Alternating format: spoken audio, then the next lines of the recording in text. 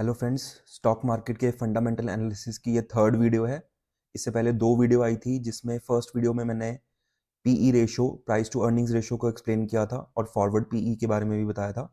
And जो second video थी उसमें मैंने डिफरेंट स्क्रीन्स के बारे में बताया था कि उसमें कौन कौन से पैरामीटर्स लगा के आप कंपनीज का सिलेक्शन कर सकते हो।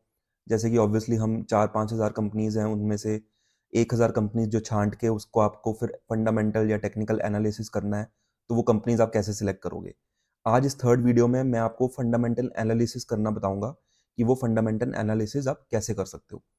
तो जैसे कि आपको पता है कि ये फंडामेंटल एनालिसिस हम लोग screener.in पे करते हैं।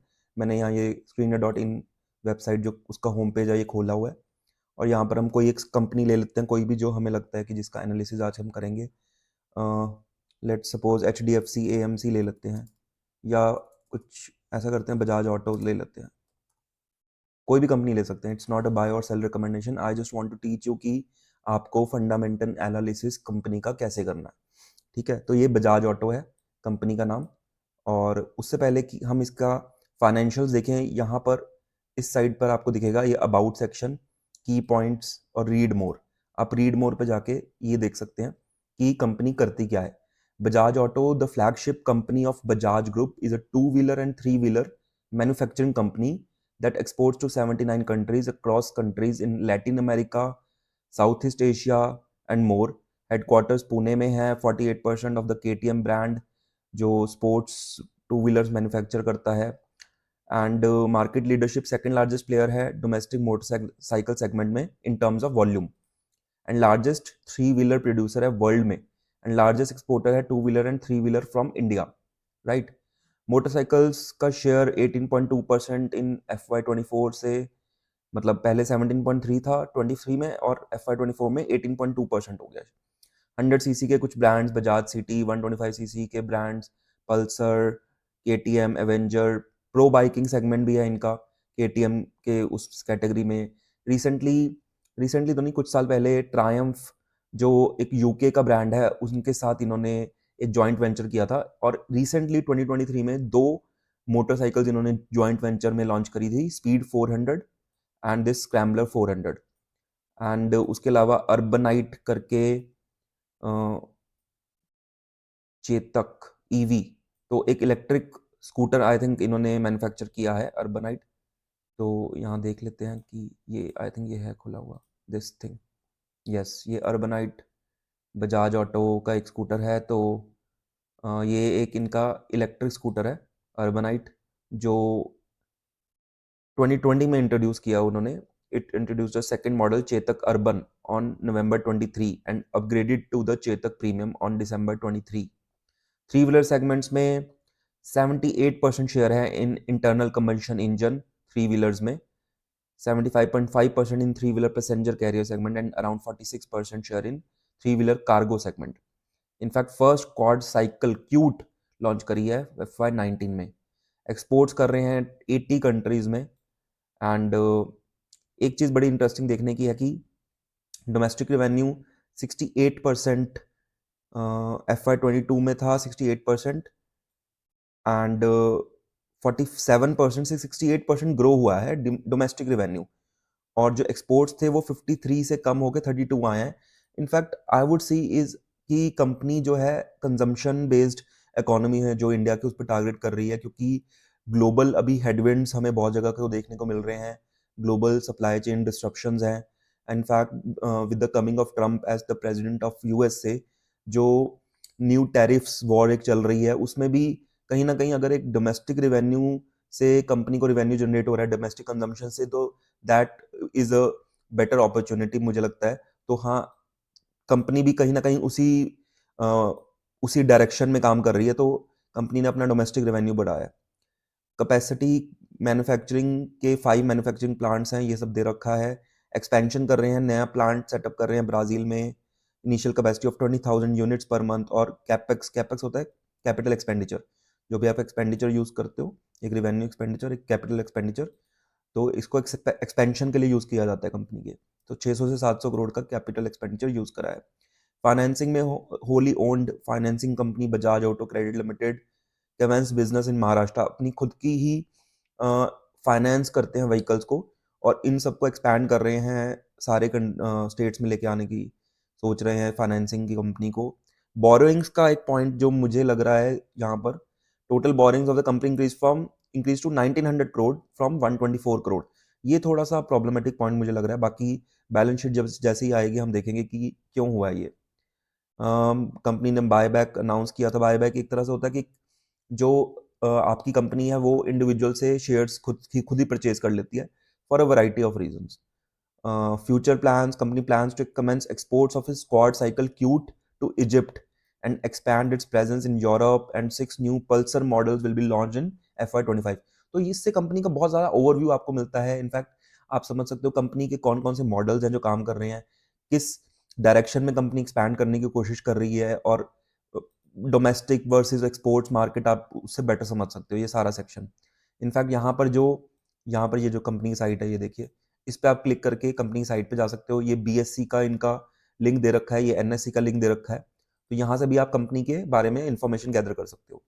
अब कुछ फाइनेंशियल्स पे आते हैं, जैसे कि market cap.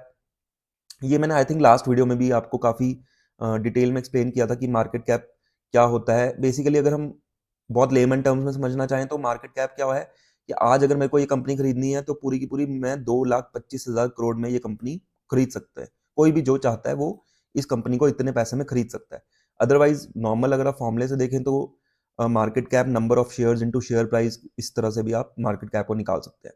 Current price 8,000 rupees, यहाँ पर भी वो लिखा है। और लास्ट क्लोजिंग 21 मार्च को जब थी तो प्राइस 1.287% से बढ़ा था। ग्रीन मतलब प्राइस इंक्रीज हुआ था।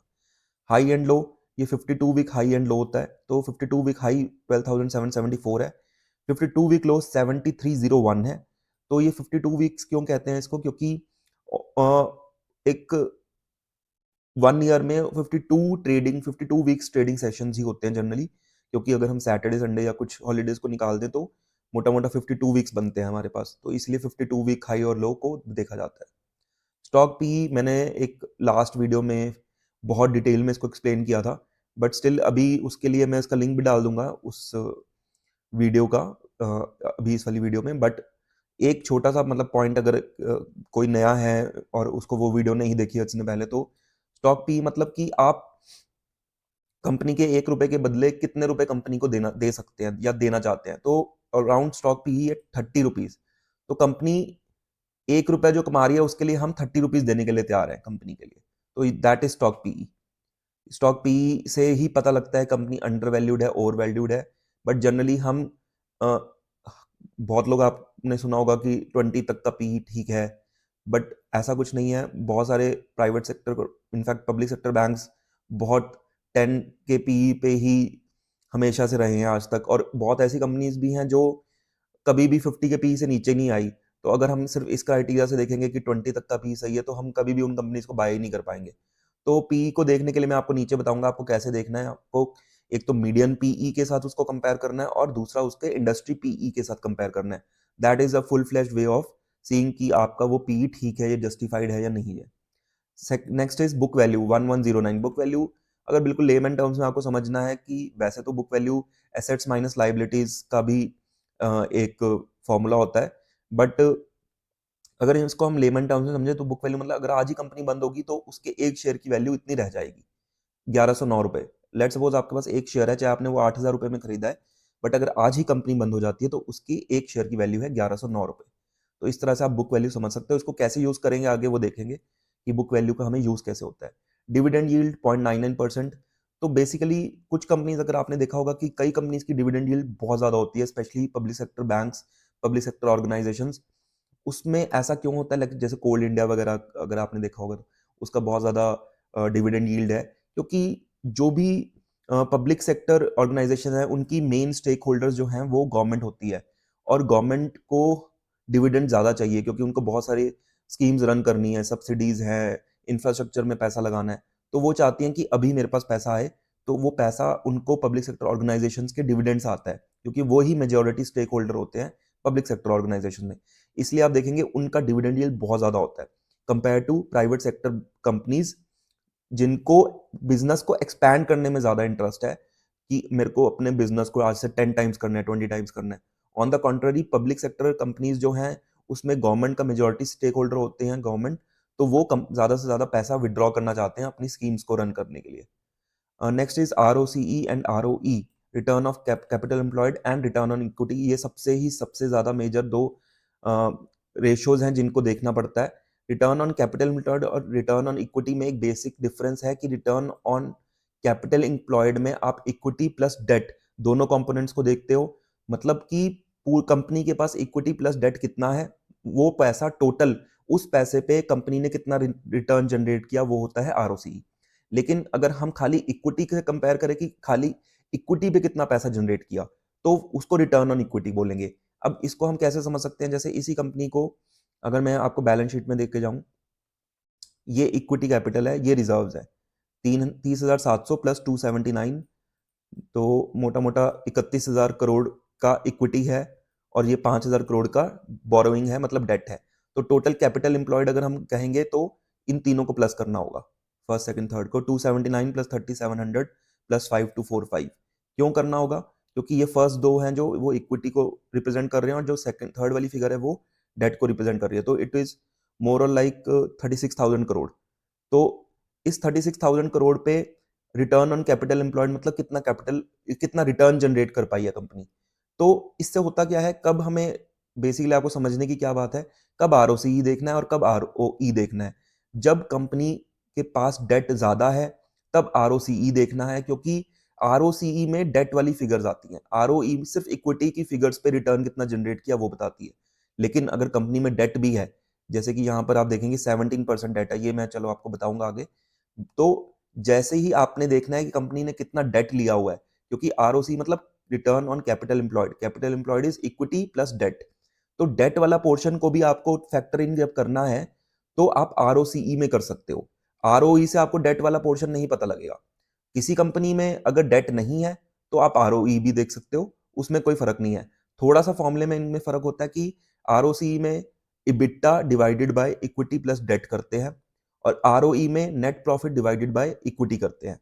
अब डिनोमिनेटर में तो चेंज है, क्योंकि इधर ROCE में हम लोग डिनोमिनेटर में इक्विटी प्लस डेट दोनों ले रहे हैं, लेकिन ROE में डिनोमिनेटर में हम सिर्फ इक्विटी ले रहे हैं। लेकिन अगर आप देखेंगे न्यूमिनेटर में भी चेंज है, ROCE में हम लोग ऊपर EBITDA रखते हैं। क्यों? क्योंकि हमें ROCE में, क्योंकि डेट कंपोनेंट है, इसका मतलब कोई ना कोई इंटरेस्ट भी दिया होगा, पे किया होगा, इसलिए हम नेट प्रॉफिट नहीं रखते, क्योंकि नेट प्रॉफिट में ऑलरेडी आप वो इंटरेस्ट माइनस हो चुका है।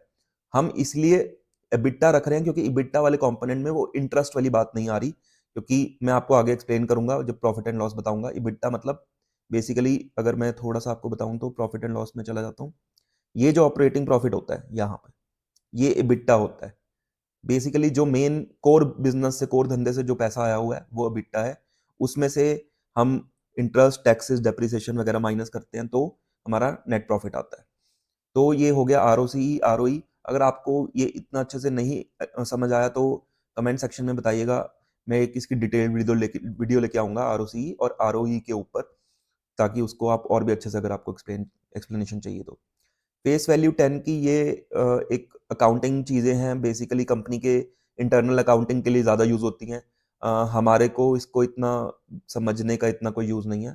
तो let's go to next value, price to book value, जो कि मैंने आपको पहले भी बताया था कि price to book value basically current price 8,000 divided by book value, तो ये यही वाली रेशियो आ रही है। प्राइस टू बुक वैल्यू को हम कब यूज़ करते हैं? जब हमको बेसिकली बैंक्स वगैरह को एनालाइज करना होता है, तब हम स्टॉक का पी ना देख के प्राइस टू बुक वैल्यू देखते हैं। अगर प्राइस टू बुक वैल्यू 1 से भी कम है, जो कि बहुत पब्लिक सेक्टर बैंक्स में अगर आपको मिल जाएंगी easily, but that is obviously not the only criteria to look for public sector banks. But being two banks बिल्कुल एकदम सेम है उनके फाइनेंशियल स्टेटमेंट, लेकिन एक की प्राइस टू बुक वैल्यू कम है, 1 से कम है, एक की 1 से ज्यादा है, तो obviously the choice would be कि जो bank price to book value में 1 से कम है वो ज्यादा बेटर वैल्यूएशन पे है, वो अंडर वैल्यूड है बेसिकली। तो उसको आप देख सकते हैं, right. Debt to equity 0.17, debt to equity मतलब कितना डेट है, कितना कर्जा है कंपनी पे, डिवाइडेड बाय टोटल इक्विटी कितनी है।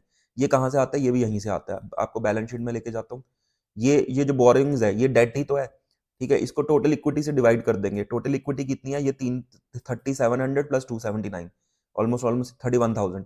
तो 5245 डिवाइड बाय 31,000, तो आप करके देख लेना, मोस्ट मोर और सो यही आएगा। हो सकता है थोड़ा बहुत आगे पीछे हो, क्योंकि वो भी कई बार होता है स्क्रीनर ढंग से कुछ चीज़ों को फैक्टर इन नहीं करता, इसलिए कुछ ना कुछ ऊपर नीचे हो सकता है, बट चीज़ यही है, आता यहीं से ही है। नेक्स्ट चीज़ के अगर आप देखेंगे तो ये चार्ट है, इसको कैसे समझना है। अब यहाँ पे देखो कुछ रेशियोज हैं, प्राइस दे रखा है यहाँ पे भी आप चेंज कर सकते हो। ये 1 ईयर का प्राइस है, ये देखो यहाँ पर हाईएस्ट गया था 12,600 समथिंग कुछ, ये 12,700 जो मैंने आपको बताया था 52 वीक हाई, ये वो हाई है। अब इसको आप 3 ईयर्स का भी देख सकते हो, 5 ईयर्स का भी, ये नीचे मैंने वॉल्यूम इंडिकेटर लगा रखा है, इसको आप ऑफ भी कर सकते हो। ये आपको 5 ईयर्स का प्राइस दिखा रहा है। सिमिलरली पीई रेशो भी देख सकते हो आप। तो मैंने आपको बताया था ना कि पीई रेशो अगर देखनी है, हमें कैसे देखना है कि मीडियन पीई क्या है। देखो 5 ईयर्स का मीडियन पीई है 21.2, 10 ईयर्स का मीडियन पीई है 20, 3 ईयर्स का मीडियन पीई है 22, लेकिन अभी पीई स्टॉक का है 29.9, मतलब ऑलमोस्ट 30। तो अपने मीडियन 3, 5 और 10 ईयर पीई से कंपनी ज्यादा पे ट्रेड कर रही है, तो ऑब्वियसली कंपनी कंपैरेटिवली अपने मीडियन पीई से ओवर वैल्यूड इस टाइम पे नजर आ रही है। तो ये देखने का तरीका है।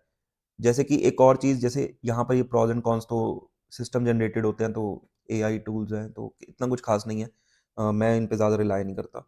सिमिलरली पीयर कंपैरिजन में भी आप देख सकते हो कि ये देखो बजाज का पीई ये है, इनका करंट मार्केट प्राइस कंपनीज का, डिविडेंड यील्ड क्या है, नेट प्रॉफिट का क्वार्टर में कितना आया, प्रॉफिट में वेरिएशन कितना है, मतलब 8% का वेरिएशन आया पिछले क्वार्टर से। ईयर ऑन ईयर कंपैरिजन नहीं होता है हमेशा, पिछले क्वार्टर से ईयर ऑन ईयर 8% का ज्यादा प्रॉफिट आया, सेल्स में भी 8% का ज्यादा सेल्स का ग्रोथ हुआ। आरओसी बताया 33.5, डेट अपॉन इक्विटी, ये सब ऊपर हमने रेशियोज देखी हैं। तो इनको आप दूसरे पीयर ग्रुप से कंपेयर कर सकते हो। और एक ये इंडस्ट्री पी होता है जहाँ जो मीडियन निकल के आएगा, तो median P almost Bajaj autos का इंडस्ट्री के पी के हिसाब से ही है, तो यहाँ पर कोई चेंज नहीं है इनफैक्ट, तो ये मीडियन पी ही है। तो मतलब आप इससे बेसिकली आप एनालाइज कर सकते हो कि कैसे कैसे हमने मीडियन पी को नॉर्मल, मतलब बेसिकली कंपनी के पी को हम कैसे एक उसके मीडियन पी से देखें, और कैसे कंपनी के पी को हम इंडस्ट्री पी से कंपेयर करें। तो आई थिंक मैं इस वीडियो को थोड़ा यहीं स्टॉप करूंगा। मैंने आपको इस वीडियो में सारी रेशियोज को एक्सप्लेन कर दिया है, जैसे जैसे हैं, बिजनेस कैसे देखना है, ये रेशियोज कैसे देखनी है, पीई को कैसे एनालाइज करना है। अब इसके बाद एक लास्ट वीडियो आएगी इस स्टॉक मार्केट सीरीज में, जिसमें मैं आपको इसके बाद ये जो क्वार्टरली रिजल्ट्स हैं ये कैसे देखने हैं, प्रॉफिट एंड लॉस कैसे देखना है, ठीक है, एंड ये बैलेंस शीट कैसे देखनी है, कैश फ्लो कैसे देखना है, और ये शेयर होल्डिंग पैटर्न कैसे देखना है, ये मैं 4-5 चीज़ें आपको एक्सप्लेन करूंगा। तो thank you so much for this video, and please do like and subscribe and share this video, or tune into this channel for the next and the last video on the share market series. Thank you.